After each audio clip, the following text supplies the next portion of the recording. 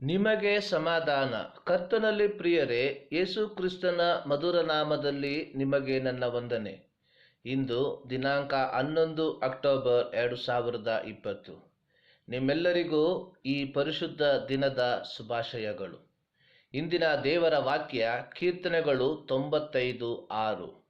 ಬನ್ನಿರಿ, ನಮ್ಮ ನಿರ್ಮಾಣಿಕನಾದ ಯೆಹೋವನಿಗೆ ಸಾಷ್ಟಾಂಗವೆರಗಿ ಆರಾಧಿಸೋಣ.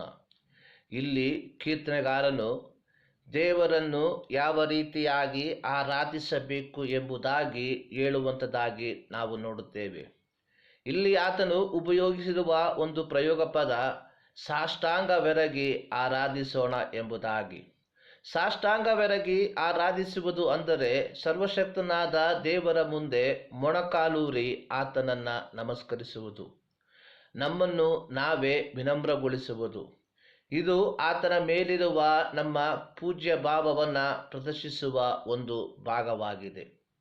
ನಾವು ಗಮನಿಸಬೇಕಾಗಿರುವಂಥ ಒಂದು ವಿಚಾರ, ಆರಾಧನೆಯು ಅದು ದೇವರಿಗೆ ಮಹಿಮೆಯನ್ನು ತರುವಂಥದ್ದಾಗಿರಬೇಕು.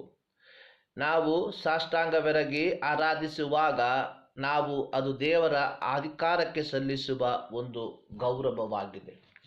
2 ಪೂರ್ವಕಾಲ ವೃತ್ತಾಂತ 6ನೇ ಅಧ್ಯಾಯ ಅದರ 13ನೇ ವಾಕ್ಯದಲ್ಲಿ, ಸೊಲೊಮೋನನು ಇಸ್ರಾಯೇಲ್ ಸರ್ವ ಸಮೂಹದವರ ಎದುರಿನಲ್ಲಿ ಮೊಣಕಾಲೂರಿಕೊಂಡು ಆಕಾಶದ ಕಡೆಗೆ ಕೈಗಳನ್ನೆತ್ತಿ ಹೀಗೆ ಪ್ರಾರ್ಥಿಸಿದನು ಎಂದು ಬರೆಯಲ್ಪಟ್ಟಿದೆ.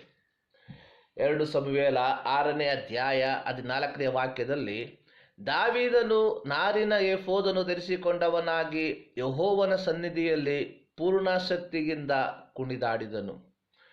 ದಾವೀದನಿಗೆ ತನ್ನ ಅಧಿಕಾರವಾಗಲಿ ತನ್ನ ಸಿಂಹಾಸನವಾಗಲಿ ದೇವರನ್ನು ಆರಾಧಿಸುವುದಕ್ಕೆ ಒಂದು ಅಡ್ಡಿಯಾಗಿರಲಿಲ್ಲ. ಪ್ರಿಯರೇ, ಇಂದು ನಾವು ಓದಿದ ದೇವರ ವಾಕ್ಯ, ಬನ್ನಿರಿ, ನಮ್ಮ ನಿರ್ಮಾಣಿಕನಾದ ಯೆಹೋವನಿಗೆ ಸಾಷ್ಟಾಂಗವೆರಗಿ ಆರಾಧಿಸೋಣ. ಈ ವಾಕ್ಯಗಳಿಂದ ದೇವರು ನಿಮ್ಮನ್ನು ಆಶೀರ್ವದಿಸಲಿ.